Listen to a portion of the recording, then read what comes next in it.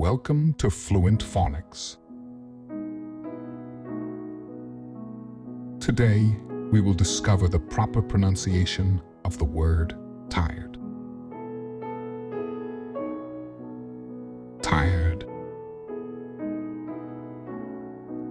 Tired. Tired.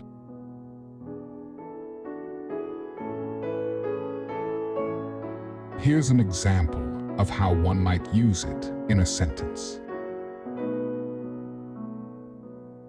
After running a marathon, I was so tired that I could barely stand.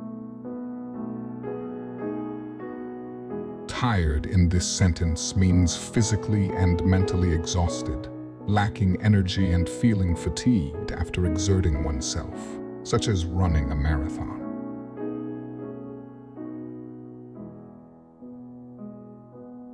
Thank you for your time.